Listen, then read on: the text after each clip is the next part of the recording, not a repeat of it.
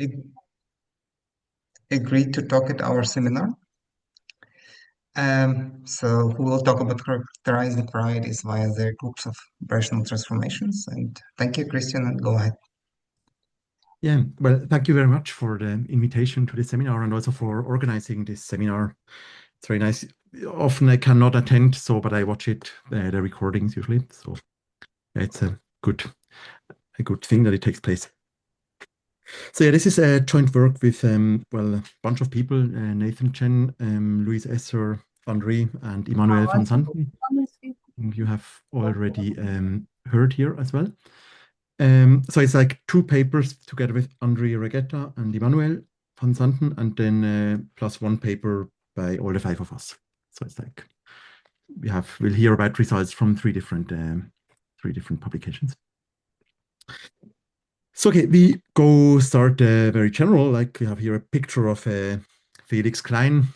So the general question is like we have here on the one hand geometric objects, and then we can associate to it its group of symmetries.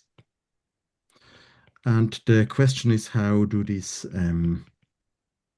so here we have something from geometry, here we have something from group theory, and how do these two worlds connect to each other? So what, if we know the geometry well, what can we say about the group?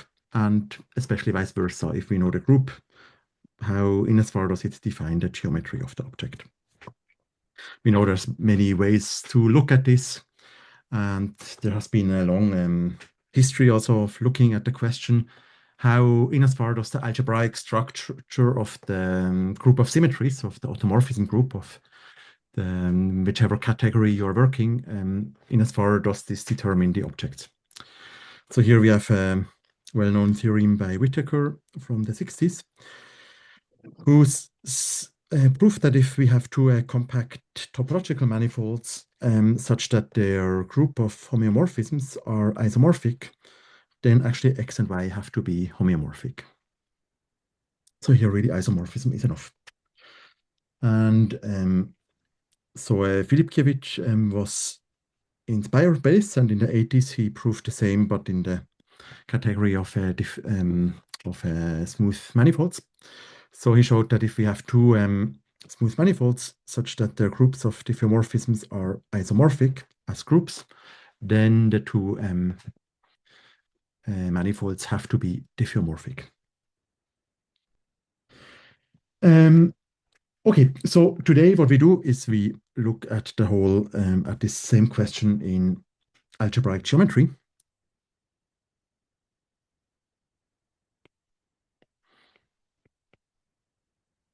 And okay, maybe first we start with disclaimer. So in this whole talk, we will work over the field of complex numbers.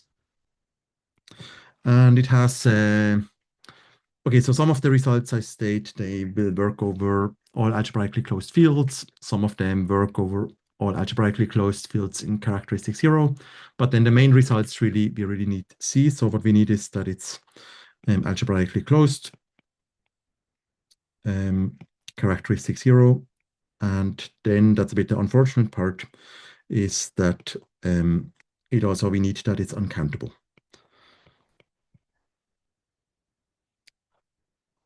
So yeah, often people in algebraic geometry use complex numbers to say something about algebraically closed fields of characteristic 0.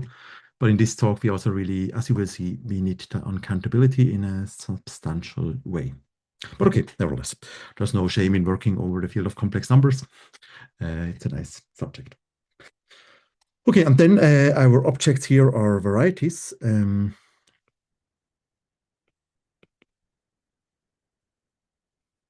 And then to a variety, we can associate, of course, it's a group of automorphisms. That's one type of symmetry group. Or on the other hand, like that's maybe rather the thing we will talk about today, is if we go to birational geometry, is the group Urech, so the group of birational transformations.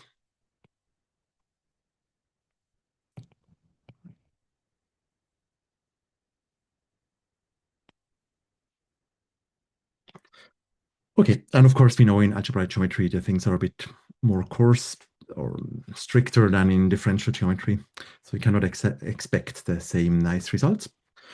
But nevertheless, so here is one result in this direction in the world of affine algebraic geometry by André Regeta as well, and together with Serge Contat and Chen in from 2023. They showed that if we have an affine variety, so here we need that's an affine variety, and we assume that its automorphism group is isomorphic just as a group to the automorphism group of AN, then in fact X is already isomorphic to the affine n space.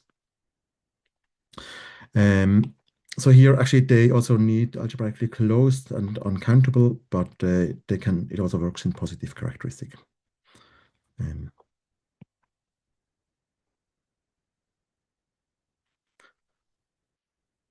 But okay, that's C is clear, but also uncountable is needed here. Okay, and then in the world of birational geometry, there were two results by. So one of them is by. Oops, then I have twice. That was not needed. Oh, I put the wrong. Copied the wrong paper. Okay, then let's just state it. So there was the theorem by. So was one paper by Serge Contat, I think 2014 it was published or so, and then by Contat and Tuniche again, maybe 16 or so. So they show this, if X is a variety,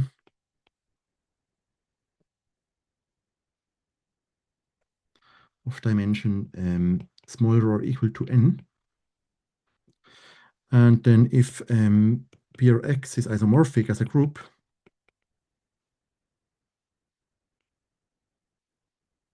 to P or Pn, then X is birational to Pn.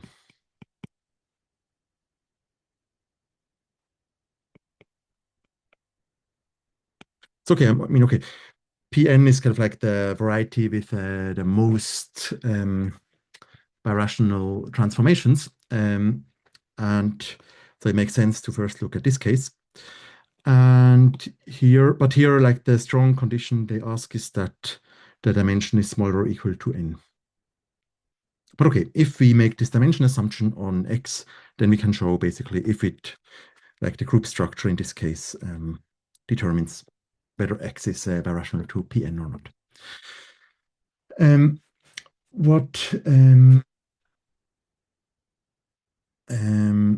Yeah, but what of course what this does not exclude is it could still be that we have a variety X of dimension 1000 times n that has whose group of birational transformations is isomorphic to BRPN. So this is not excluded. So this raises in general the question, does BRX determine X? Or in what sense does it determine? And of course, as you know, the question is clearly no. I mean, there's like an obvious reason is no, so in general, is that the group of birational transformations, of course, can be very small, right? So in general, let's say, in general, it's finite or even trivial, right? BRX is trivial for, let's say, most, okay, for most varieties X, right? To take a generic variety X, it has no birational transformations to itself. So, okay, of course, then we cannot hope in any sense that the group of birational transformations can determine X. So we have to restrict ourselves to certain classes of varieties, probably that have like very large groups of birational transformations, such as Pn, for example. And then there's a second, maybe more subtle thing, but which we can also circumvent, but which we should not forget. So if we have a field automorphism tau of C, then we can just do a base change of our variety X by tau. So let's say X tau is just kind of like the variety obtained after base change by tau.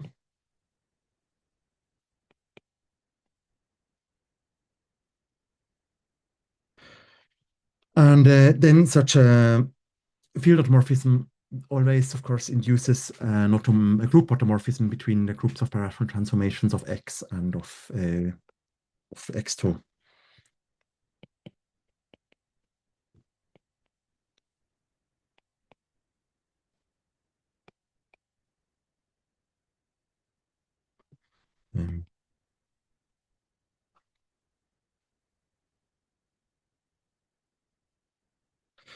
But of course, it could happen that X and X2 are not birationally, but not birational to each other.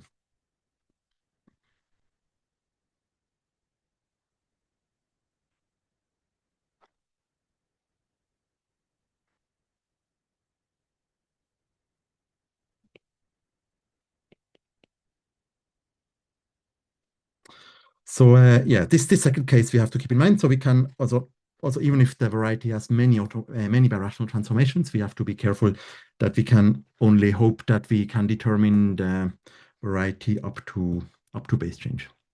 But okay, that's also not an issue. But okay, once we keep these two things in mind, what is the example when this happens? I mean, for example, like you can take I don't know, an elliptic curve. And then it's characterized by its J transform, right? And this can take any value. So if you have like value, one has E and the other one has pi, and then you just take a field automorphism of C that maps E to pi, and so it maps one elliptic curve to the other one, and then you have twice. Thank you.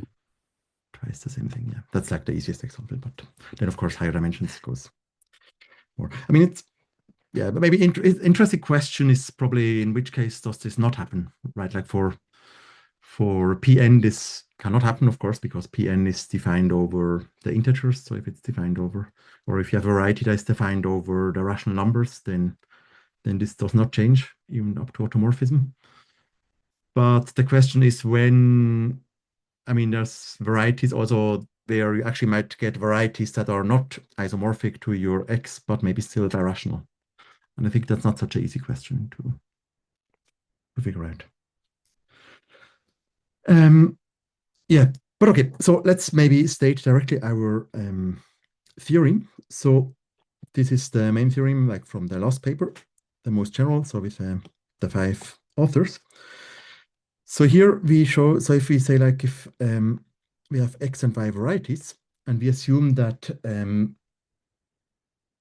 beer X is isomorphic to beer Y times A1, then actually X is birational to Y times A1 up to a base change by a field automorphism of C. So we need this. So basically our class here of varieties that have many birational transformations if we look at the ruled varieties. So in other words, beer X determines, so in the sense of up to field automorphism, X if X is a ruled variety.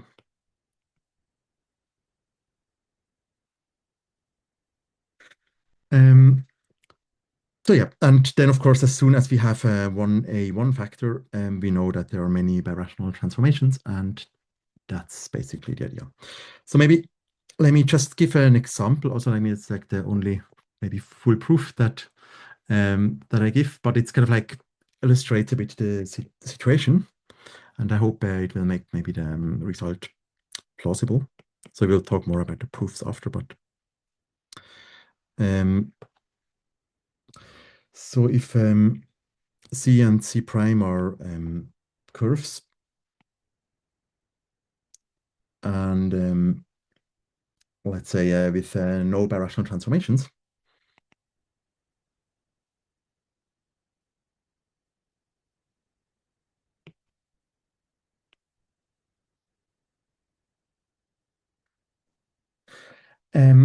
okay, and assume that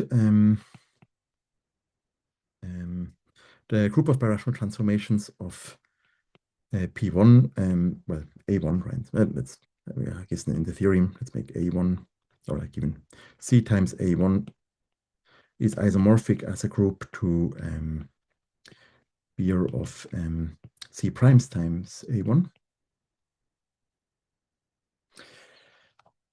So we have to think about, okay, what are these groups here?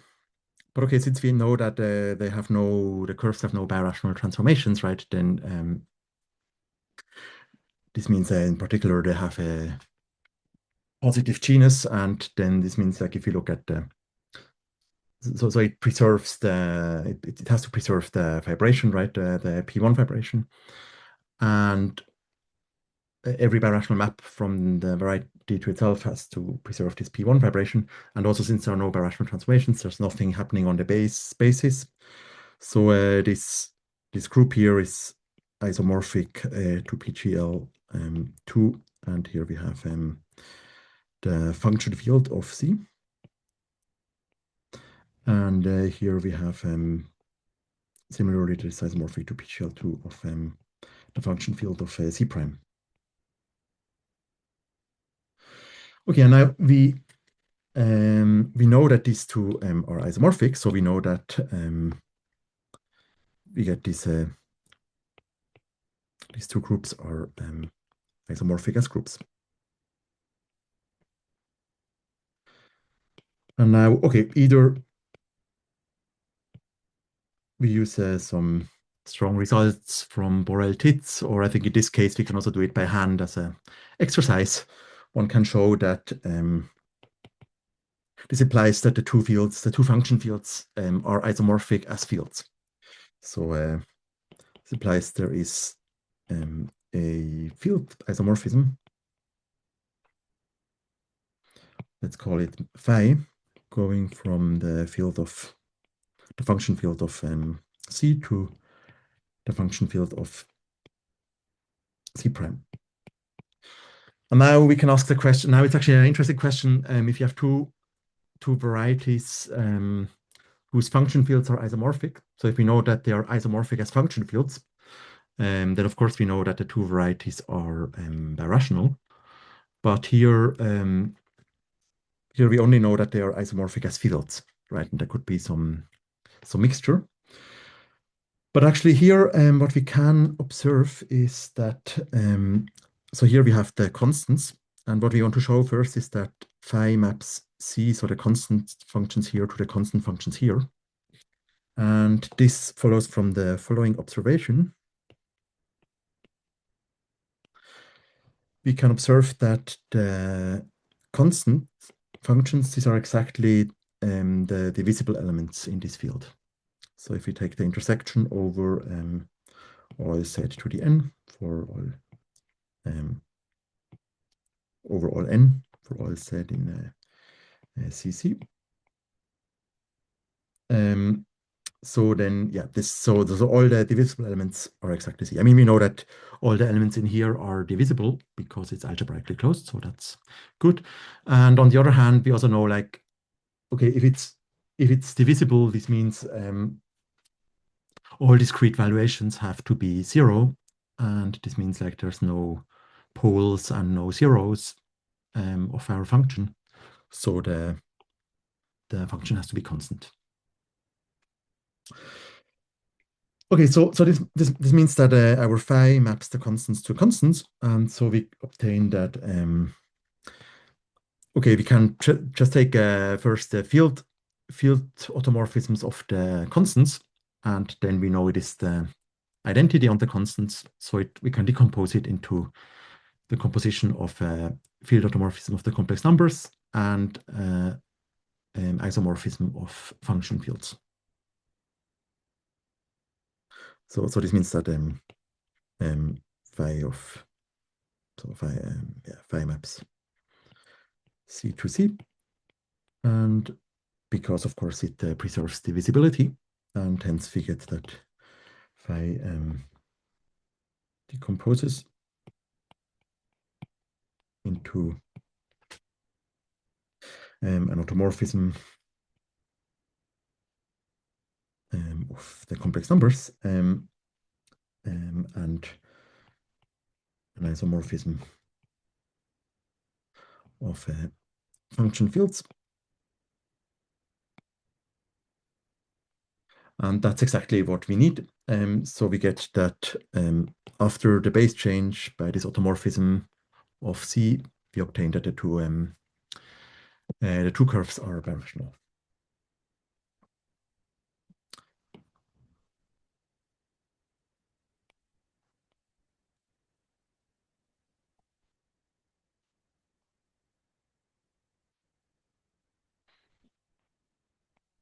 And then, of course, then we obtain that C times P1 is birational to C primes times P1. So this doesn't change up to a field automorphism.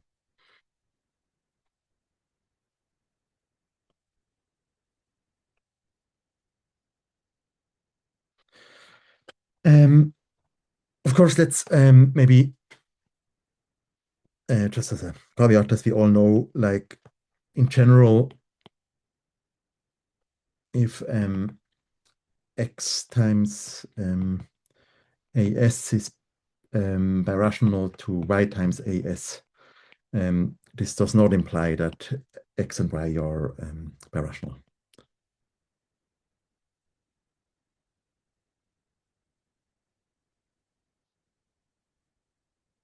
So these examples for varieties that are stably rational but not rational. So this we cannot hope, but that's also not what we claim. Yeah, just like this is a bit very easy in this example.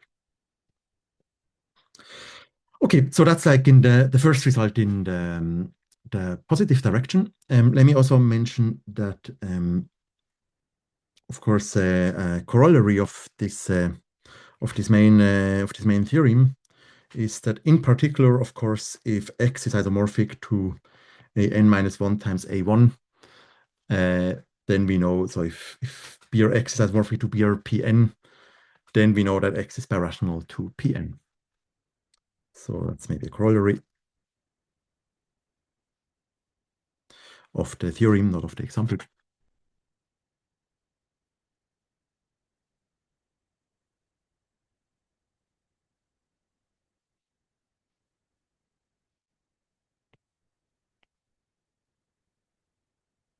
So this means that actually really the group structure of Brx contains the information whether the variety X is rational or not. So that is what's not known before.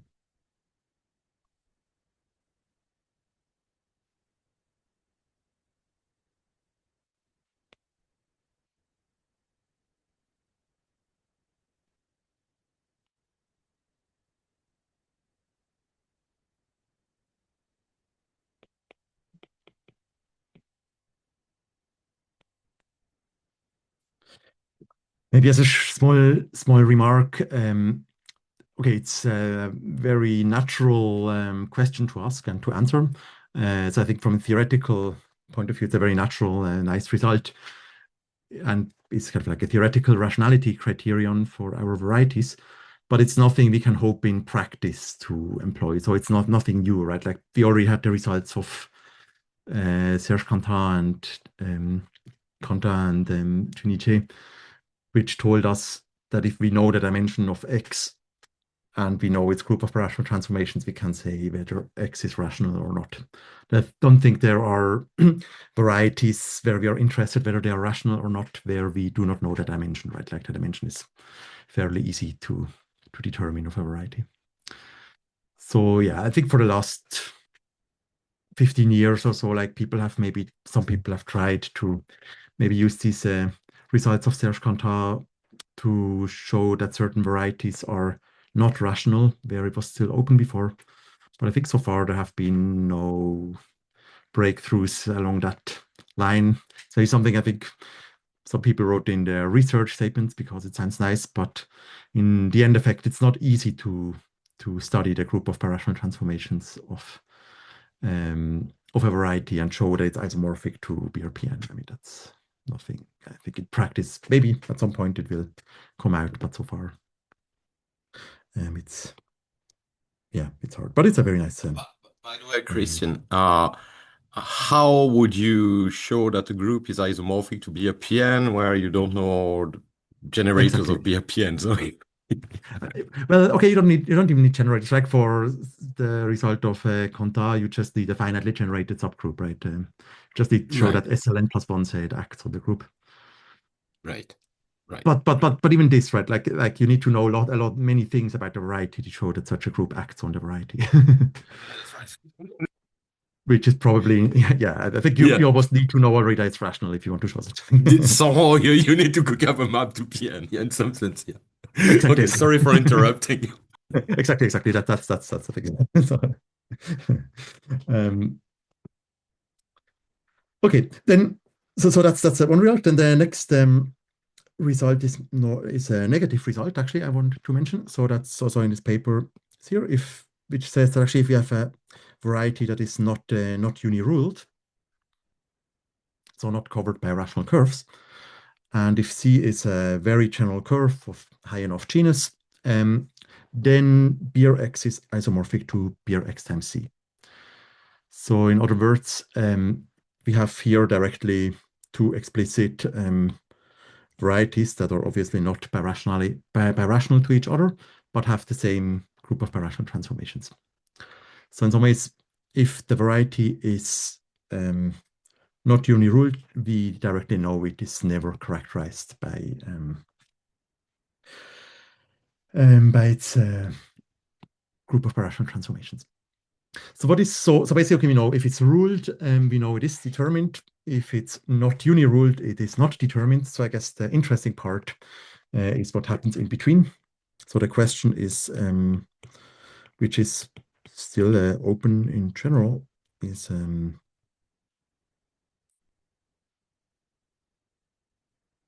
what happens if X is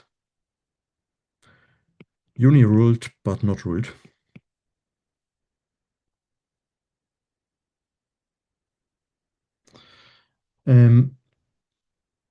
Okay, and there definitely exist examples. We know examples of uni-ruled varieties with a trivial group of birational transformations. So there exist varieties that are uni-ruled but not ruled, and that are not determined by the groups of birational transformations. But it might happen that there exist varieties that are uni-ruled, but which are nevertheless determined by the group of birational transformations. We just don't know any example.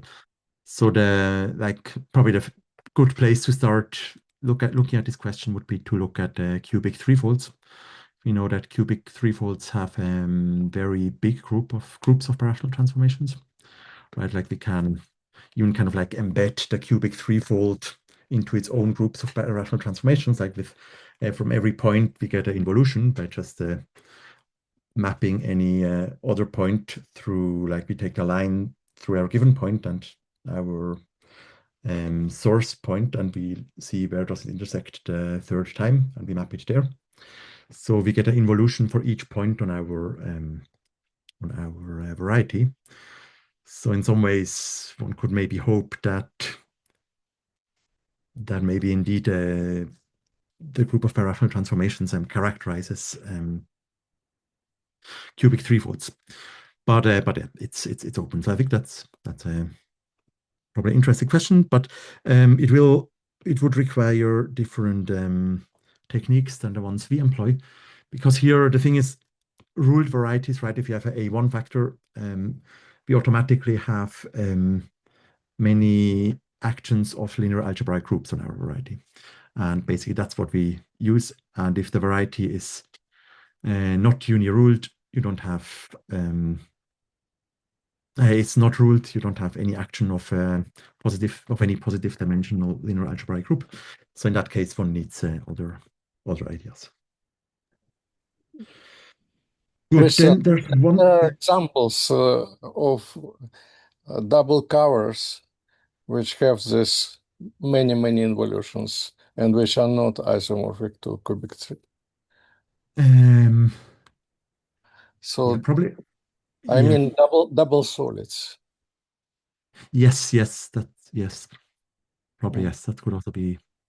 Yeah. That could also be good candidates. Yes. Yeah. I mean, in general, like some conic bundles, right? And since we are still on this screen about this theorem, so this isomorphism between bir X and bir X cross C, this is somehow natural how it constructed. Yes. We construct the isomorphism is essentially you have to, like again, you look at the curve, you have to like again, you have a curve that does not have any birational transformations, and then also you take you take it very general, and then it has to preserve the vibration, but also your X is small enough that you don't get any families of rational transformations given by C, and yeah, so it's always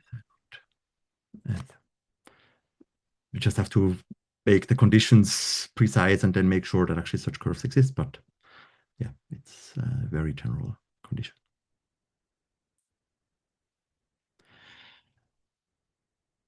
Okay, so that's kind of like what in this direction will be open. I want to just mention one more thing in this direction, which is in this direction, like about this characterization, which is like the theorems of Whittaker and Filipkiewicz. So what they showed actually more. So say if X and Y are compact topological manifolds, and if we have a group isomorphism, it's not just that X and Y are homeomorphic, but actually that this group isomorphism is given by conjugating by conjugation with a homeomorphism, and same for in the smooth case. So it's always that's very restrictive, right? It's not just that they are isomorphic or homeomorphic or diffeomorphic, but actually the group isomorphism is given by conjugation. And that's not true anymore in general in the birational case. The first thing is, okay, in the birational case, of course, we have to take birational transformations, conjugacy, but also base change again, because these are very natural isomorphisms, of course. But even there, it's not true. So in dimension 2, it's true. So that's a theorem by Julie Deserty. So she showed that all automorphisms of BRP2 are inner up to a field automorphism of the base field of complex numbers. So basically, with this, one can show that at least for P2, a similar statement holds as for smooth manifolds. But then starting from dimension 3, this is not true anymore. So that was Socrates Stikas. He constructed automorphisms of BRP3 that are not inner. So even after a field automorphism of C. So the group of automorphisms of BRP3 is much, much larger. So there are many automorphisms that do not come from that. So in that case, we see that we do not have this analogy from the theorem of Filipkiewicz and Can I ask a question Whittaker. about this? Yeah.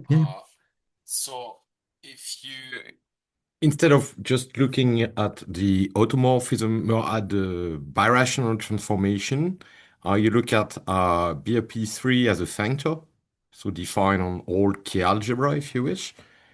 Are these strange automorphism as a group, as coming from natural transformation of the functor? Or, I mean, No, I mean, it's basically what they do is like what they do is like he constructs like he shows that BRP3 is actually has giant free factors of Z over 2Z. So I don't see how this would be a natural transformation, but yeah. This kind of question can be part in a more restrictive framework. You assume that the functor of birational transformation are isomorphic as functor, and then the varieties birational, and these two birational transformation functor conjugated. Because you are looking at families of birational transformation, not only parameterized by the base 1 point, right? But Yeah. genuine families, so probably it's more restrictive in a sense. Yeah, it's You a good impose question. much more conditions. I think it's a good question to look at this. I mean, yeah. I mean, I think these strange automorphisms, they do not preserve in any way these families, right? Yeah. Like it's kind of Yeah, like so something coming just because of abstract group structure, but not related to yes, families of algebraic transformation in a sense. Yeah. Exactly. It's Yeah. completely unrelated. And it's more like it's more like an accident. You have these birational transformations, and then you can show with the Sarkisov decomposition that they do not satisfy any relationship with any other birational transformation. So you have these involutions, and then you get this big free factor of involutions. Okay, I see. But I mean, in some ways, in what way it is true, I think you can make this more. You can make it more precise. Like if you look only at algebraic groups, or right, like the subgroup, probably you can even show like the subgroup generated by all algebraic groups. Like for this subgroup, it's true. So yeah, so we showed once with Susanna that like if you look at the continuous automorphisms of BRP3, like with respect to the Zariski topology, then these are always inner up to field automorphism. Yeah. Thank you. Yes, but you said also if you take a subgroup generated by all algebraic connected, let's say algebraic subgroups. Conjecture. Okay. But right, it's true. It's true for PGL3, like PGL n+1, like the automorphisms are mapped to automorphisms again, and then from there you get many things probably. But I mean, it's not entirely true because you have these free factors, right? You can, it's a bit the tricky part. But okay, anyway, that was just as a remark. So let me now exactly go to these families of birational transformations. So that's basically just to get a little bit of an idea of what goes into the proof, or how does this proof go, and why do we need uncountability. So the idea is because a priori we only have this abstract group structure, and what we now want to do is we want to find again, or to get back like our algebraic subgroups, and then once we know that algebraic subgroups act on our variety, like if you have, let's say, BRPN or so on, we look at the algebraic subgroups, and once we know that the algebraic subgroups are mapped to algebraic subgroups, then of course we can recover our variety. So that's the idea. And now the question is, how do we find again our algebraic subgroups in BRX? So how do we take the abstract group structure to get again the algebraic groups? So what we do for this is we first have to study the structure of algebraic families of birational transformations. So, okay, we have here a variety BRX, and in some ways, it's often people look at it as kind of like sometimes like infinite dimensional generalizations of algebraic groups. So you have to be a bit precise with that. So let's say what a family of birational transformations is. So what we do is, if we have a V any variety, and now we want to say what is a family of birational transformations that is parametrized by our variety V.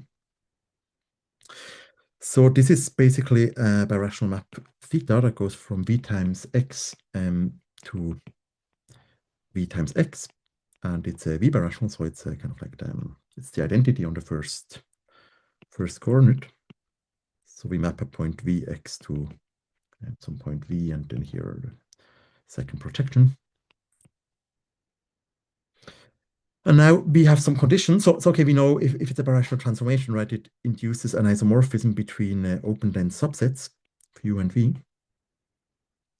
V is not good, W, let's say, or U1, U2, maybe that's best. U1, U2. So we know it induces an isomorphism between these two. And what we now want that in order for this to be a family of birational transformations, so we want basically that if we put in a V here, it should, for each V, we should actually get a birational map. So, and we want it a bit stronger. So the way we state this is we want that the projection here on the first factor, so if we project it to V, then this should be surjective. So you see, this in particular gives us for each element v and v, this gives the birational transformation, because we know here we still have kind of like still slice it, right? We still have a slice, but it's stronger. It's not just that the restriction to each thing gives a birational map, but it's kind of like also it really induces this this isomorphism between these two open subsets. So okay, this so such a family. So that's a family of birational transformations parameterized by v. So this gives us a rho theta. This gives us a map from v to Urech. We just map for each element v and v. We can associate the map that maps x to theta to v of x. So that's a family of birational maps.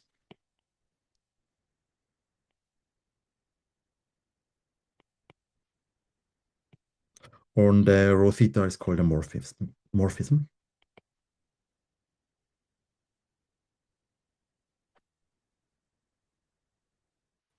Okay, and then of course a special case of this is if this here is an algebraic group and rho theta is in addition a group homomorphism, then the image is called an algebraic group.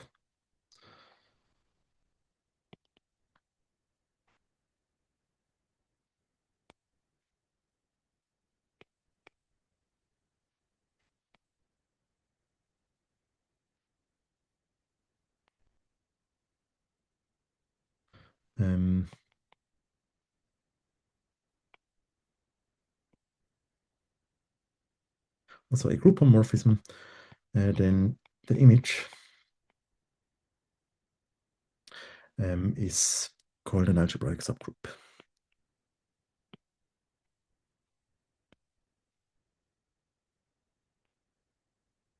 of Urech.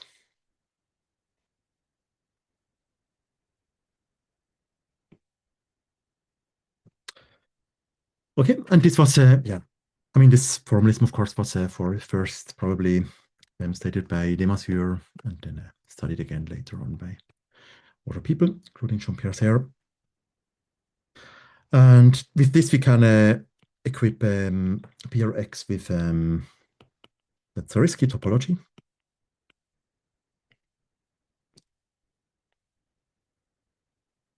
And this is just the finest topology such that all these morphisms remain continuous.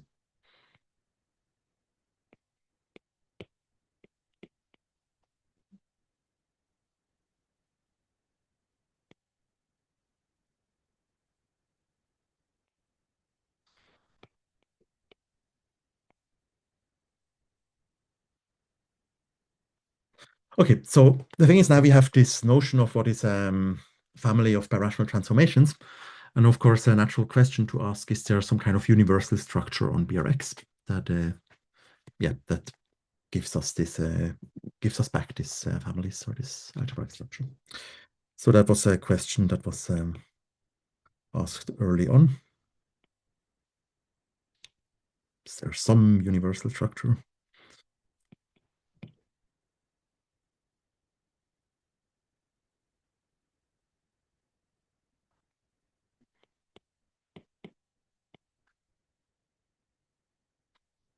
And maybe just let's look at some examples that we know well where we have this. I mean, like if X is projective, then we know that the automorphism group of X is a group scheme. So that's a very nice, so it's in finite dimensional group scheme. So it's a very nice structure that parameterizes us all families of automorphisms of X. And then also, if X is affine, then we know that the automorphism group of X has the structure. Connected.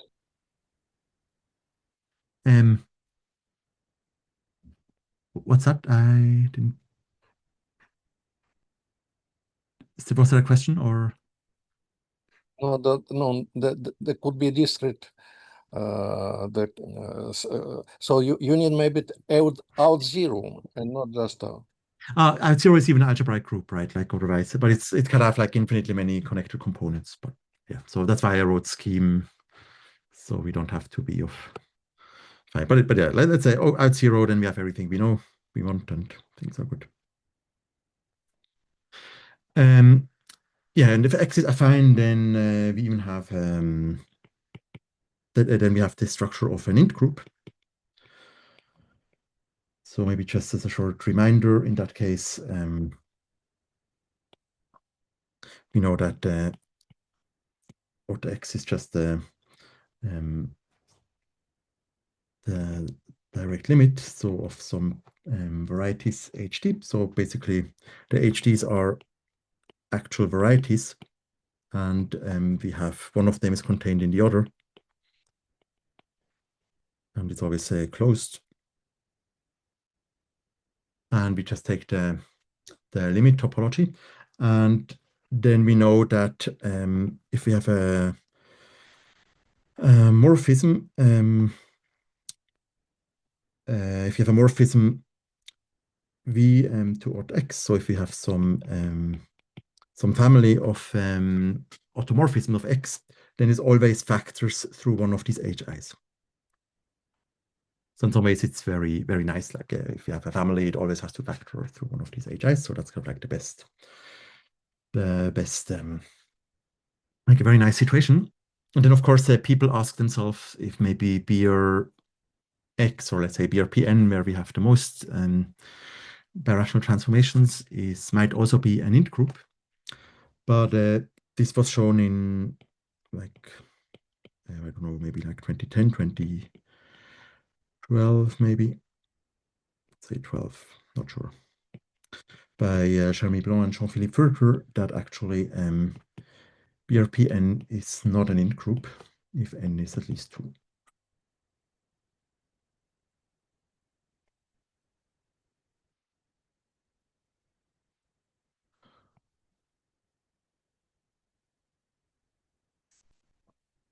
Okay, so that was a negative result. But maybe it's also like kind of like these int groups maybe a bit too strong, or it's a bit too nice and easy to expect that everything has such a nice nice structure. But anyway, we end up not really giving us a good result. Maybe have one more remark as well, which is kind of like that was earlier on Hanamura. You know, like I mean, they do a very natural thing. He did a very natural thing. Like we can, of course, give the structure of a scheme on BRX by just looking at it as an open subset of the Hilbert scheme.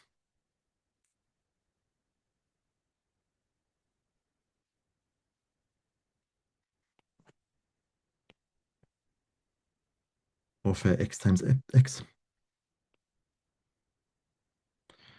Like we just identify each birational map with its graph. And then, of course, this gives us a scheme structure on BRX. So that's nice. But it does not parameterize all families. So it's only like flat families that are parameterized. And it's not at all compatible with the group structure, right? Like, yeah, of course, like if you even already change the birational model of X, you get completely different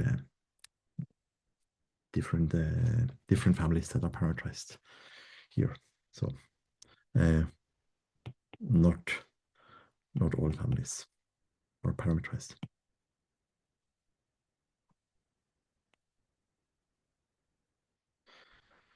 Okay, but it turns out that actually, like that's already here in the paper of Blanc and Furter. I mean, they phrase their results very negatively. Say, okay, it's not an int group, it's not.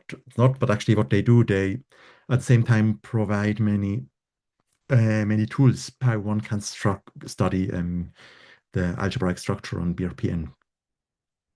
And what we did is kind of like we refined their results. So I should also write their name here. So they did it just for Pn, and then we generalized it to arbitrary x, and we also refined the things a bit.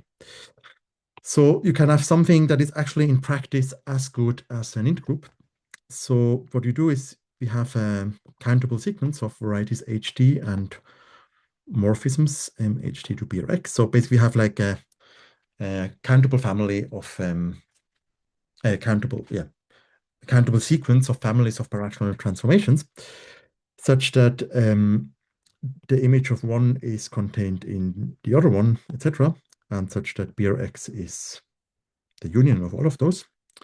And these PIDs are all closed maps.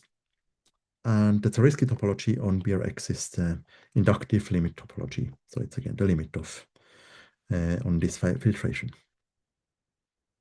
And now this filtration is kind of like universal in the following sense. So if V is a variety and rho morphism from V to Urech, okay, then we cannot show that V directly factors through one of these HDs.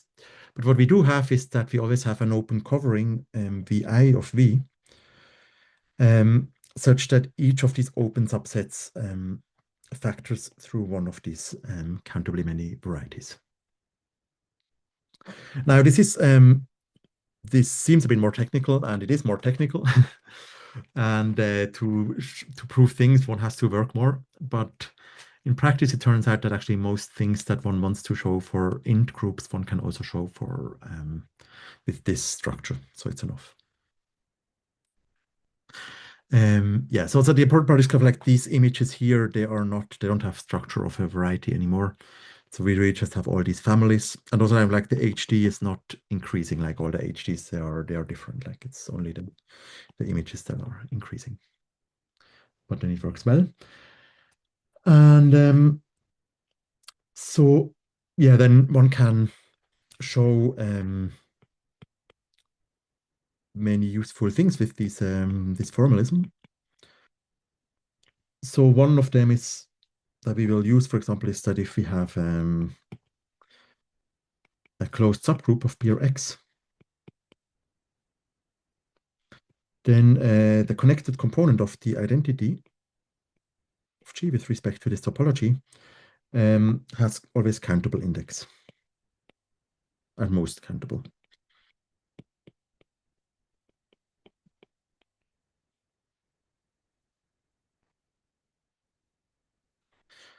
So that's useful. And then one can show some Chevalier type theorem.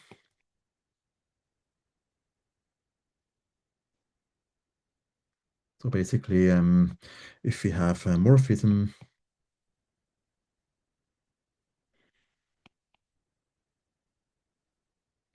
then the image is constructible.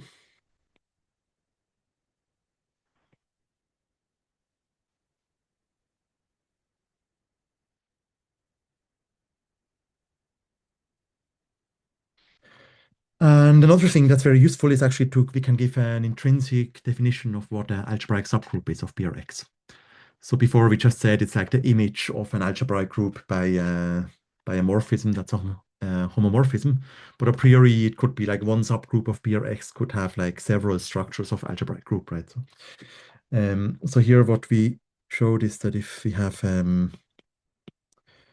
closed finite dimensional, let's say connected to be sure, dimensional connected subgroup,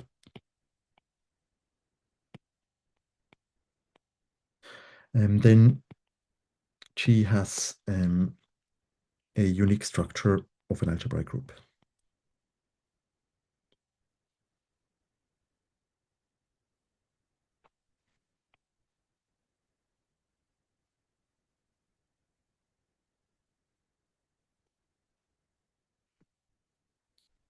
Yeah, and it turns out that these are exactly the algebraic subgroups. Yeah, and then there are many other things one can prove. Like maybe let me just, yeah, to finish like the last couple of minutes, I just want to give a little bit of idea of what kind of tricks we use after to show our theorems. So let's just assume that we have an group isomorphism from BRPN to Urech. And now what we want to do is we take algebraic subgroups here, and we want to show that the image is again algebraic subgroups. So one thing is we could consider the translations, right?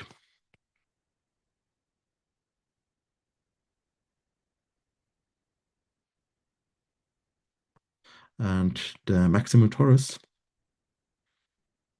so the standard torus, dimension n. And now we look what happens with the image under phi. And now one observation, for example, is like Tn and Cn, they coincide, Dn. They coincide with their centralizer. So let's write it. So the centralizer of Dn in BRPn is Dn, and the centralizer of Tn is Tn. So this implies that like the centralizer of Dn is again phi of Dn, and same for Dn.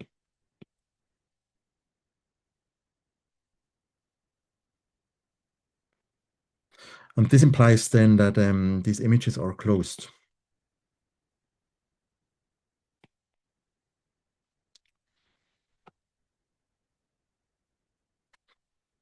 And now what is crucial, what we need next is that now it's the place, like I think one of the places where we really fundamentally, crucially need that our field is uncountable. Because now, since we know that the field is uncountable, we know that these groups are uncountable.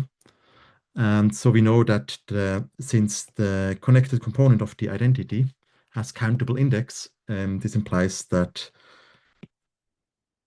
these are positive dimensional, these neutral components.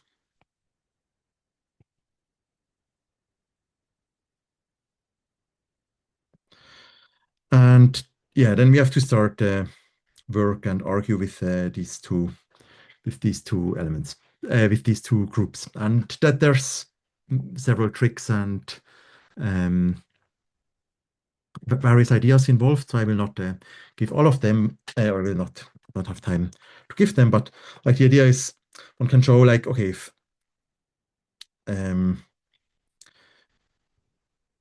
like the idea is, okay, if phi of Tn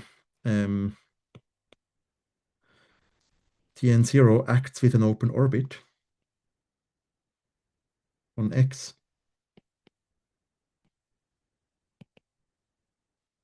one can use that it's a commutative phi of Tn, and then we get that it actually has to be an algebraic subgroup.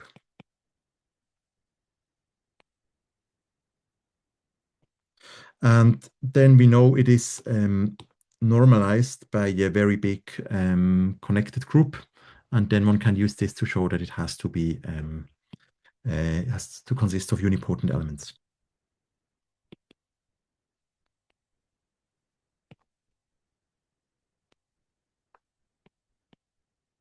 Phi of Dn.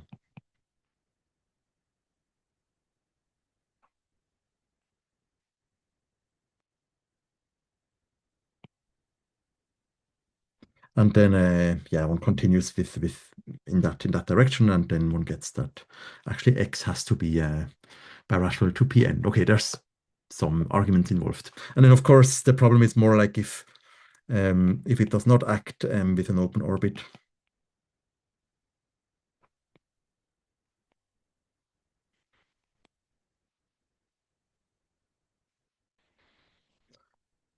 Then, okay, what we do then is we consider like we take some kind of quotient of our X to some smaller variety Y, and then we know that phi of Tn 0, and then we can look the action on the generic fiber. And there again, it acts in an open orbit. And then again, one needs some arguments to show that that on the generic fiber it actually acts by unipotent elements, and then if it's unipotent elements, we can show okay they descend to unipotent elements on X, and then is again done. So it's this type of arguments. But yeah, I wanted to say a bit more, but yeah, that time is over. But maybe it's like I would say like there are several main ideas, but then it's mostly also many small tricks to prove these kind of results. Maybe just to mention in retrospect, what we get is that but that's only in the end. If we have an isomorphism between beer X and beer Y, then phi maps linear algebraic groups to linear algebraic groups.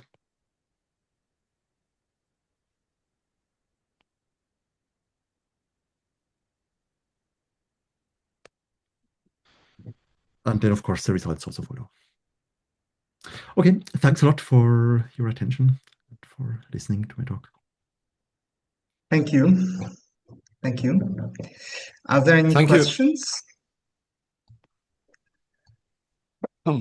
So that two subgroups which you described for Yeah. translations and torus, are they the only maximal abelian subgroups? Or there No, are No. there are many. many more? Like yeah, like even you, if you have any, for example, okay, we just take any abelian algebraic subgroup, for example, and then you can take this construction, like this replica of this group, and then you get maximal commutative algebraic subgroup. Okay, all the replica. Not commutative, algebraic subgroup. Actually, so the only maximal commutative algebraic subgroups.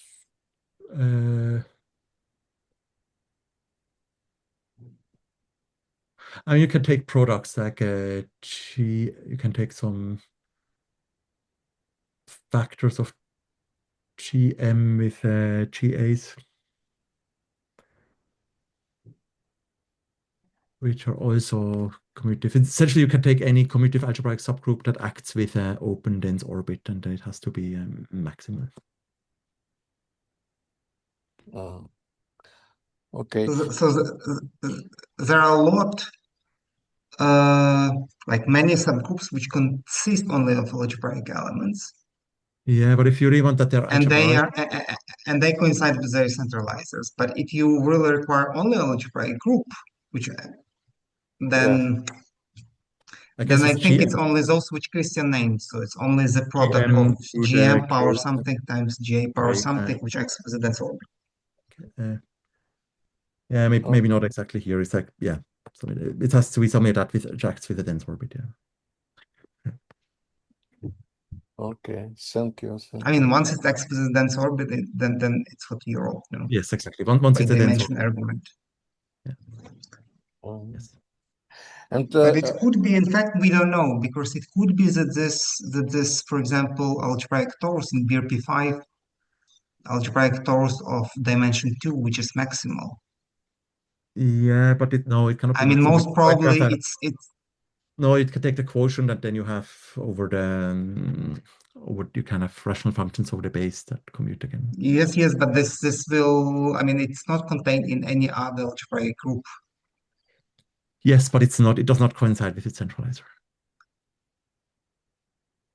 Correct. Its problem does not coincide. I mean, it depends on the quotient. Yes, I don't know what is the quotient, but the quotient can be quite No, I large. think in each case we get new. Okay. And so, can you explain some result that characterize algebraic subgroups by finite dimensionality? What do you mean in this result that the subset is finite dimensional? Yes. So there are okay. There are two notions of dimension. Like one of them, we can just say that it's the cruel dimension, right? Like the longest chain of descending closed subsets, irreducible. Or you can just say it is the maximal n such that you have injective morphisms from a variety of dimension n into your Okay. thing. Okay. And it's not clear that they coincide, but for closed subgroups, these two coincide. Okay.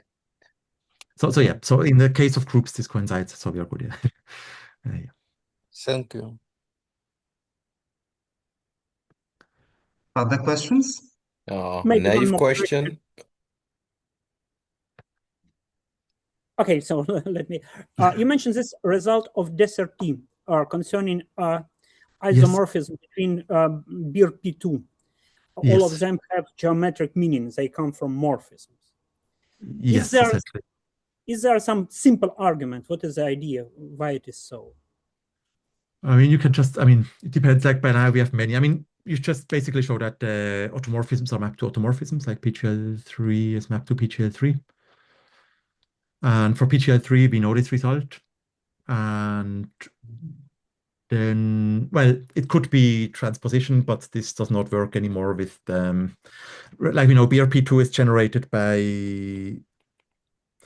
the automorphisms, which is PGL3, and one standard involution. And this standard involution normalizes the torus, right? It's like just it maps xy to 1 over x1 over y. So in some ways, it's completely already determined by how it normalizes the torus. So what we do is you have to show that PGL3 is mapped to PGL3. Okay, that's a bit of work. But yeah, with characterization of algebraic elements, that's not so difficult anymore these days. And once you have this, then it follows, because then you know that sigma has to be mapped essentially to sigma. And for PGL3, we know everything is inner up to field automorphism, except you have the transposition, but this doesn't work well with sigma anymore. Okay, I see. Thank you very much. Oh, okay, a naive question maybe. How far can you go on non-closed field with that kind of techniques? Yeah, that's like even the real, right? Real numbers. It's a good question. I think you can. Just nobody has done it so far. But there are so- many situations where you don't have like G action over the base field, but they pop up in after some base extension. Yes. So okay, it depends a bit what you have, in which part you want to go for. So the first part is look at this, like describe these families of algebraic, of like these families of birational transformations, right? This part. Yeah. So I mean, I think the way it is here, this part probably works more or less for all fields, or you could do it. Yeah, I would guess so, yes. Yeah. So yeah, I had a student who did it at least for reals and so on recently, because he constructed this Euclidean topology on BRX. Then okay, but then once you want to start proving these consequences, you have to be. Yeah, I think it's interesting and definitely doable, but just nobody has done it anymore. And one has to be more careful, right? Like, what is an algebraic subgroup? Like, it's not so clear anymore, because now you can't just identify your variety or with its k points. And Sure. here we very, Now you have to take into account finite extension as well, I guess. Yes. Of the So base field, yeah. there one has to be a bit careful, and some work has to be done. And I think it's. Yeah. I think it would be very interesting and good to do this, because also like to see how far is this thing, like, you know, in as far as this, can we give this some kind of functorial meaning as well, or like not just like the easy case, like you have these HDs and now you do a field extension, like you just I mean, it's enough to just take the field extension also for the HDs and it gives you the exact structure. I mean, that's the kind of things you would expect. But yeah, makes sense. so I think that would be nice. And then okay, then for arbitrary fields, I mean, like okay, I think the main, or like not the main question, like the one very difficult question, which I would be very interested in, kind of like to kind of like get rid of the uncountability hypothesis. But this requires like complete new set of ideas, right? Like now we really like we would like it would probably boil down to kind of like find some kind of dynamical group theoretical characterization of algebraic elements. Like, can we say it's exactly the divisible elements, or can we say it's exactly the distorted elements, or something like that? But this is very difficult, or I have. But your take is that it should be okay without uncountability assumption. Like there are no stupid abstraction like you have a discrete family of guy inside some automorphism group which has countably many irreducible components and you would like to produce a subvariety out of it, but you might have just one point in each irreducible component.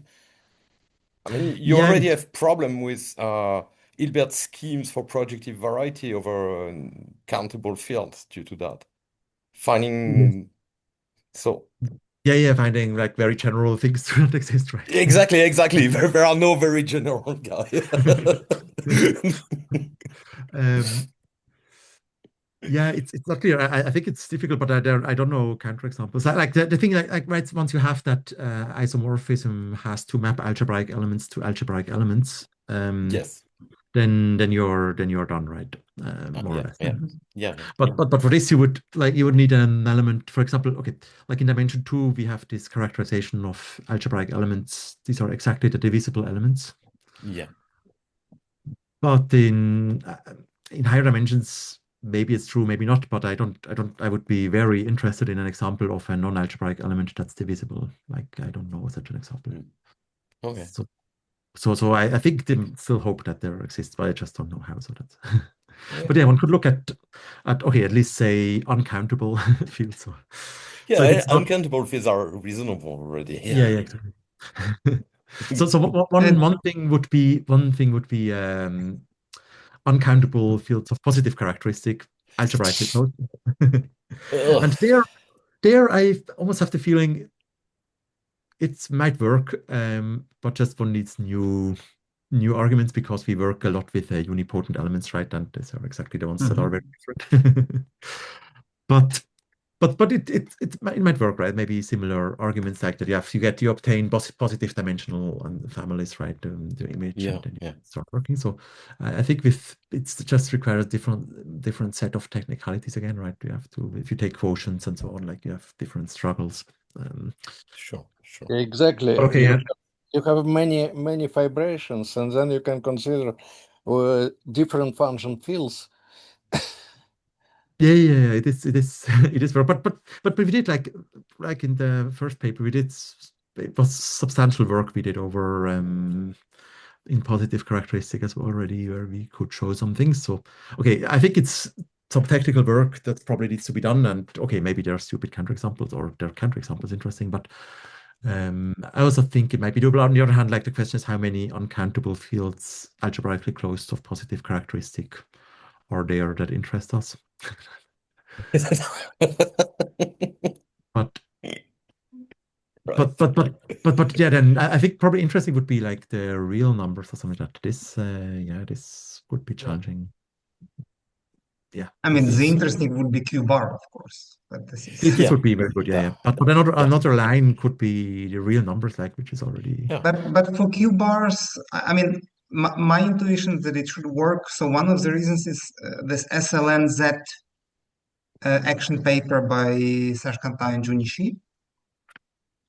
I mean, yeah, I mean, they say that their results should also work over Q bar, for example. So you see, if you have the same dimension, then you should get this result. Yes. But then again, same dimension is in particular over Q bar. Yes, if you go to high dimension, of course, it's. But yeah, I also expect it to be true. So yes. So, are there further questions?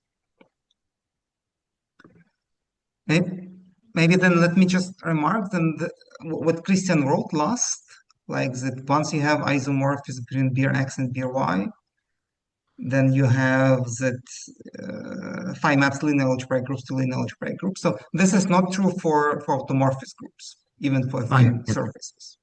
Yeah. Just that sometimes, so usually we think about beer group as more difficult, but here beer actually behaves nice as an out. Yeah. No, in a it's just sense. like Bix, the nice thing is if you have like, I mean, if you have one positive dimensional linear algebraic group, right? If you have a GA, it always comes with a GM, right? Like Exactly. Once you if have you GA, have you a GM, have it GM. always Exactly. you always have a GA or a Yes. GM, it always comes with, even with a PGL2, Yes. right? So it, Yes. Yes. so this makes this kind of like yeah, this from this it follows, right? And you have to have everything. And then yeah, for affine varieties, automorphisms, this of course is have much more flexibility. Okay. It seems there were quite many questions, so nice discussions. If there are no other questions, then let's thank Christian again. Thank you, Christian, for a very nice talk. Thank you. And yeah, Thank you. thank you to all of you. And I think we have a holiday now, actually. So July and August, no, in July we have a talk. I'm sorry. In July we have a talk. In August and September we have none. So we follow the Swiss German approach with August and September. So see you in 1 month. Thank you. Okay, goodbye. Bye. Bye, everyone.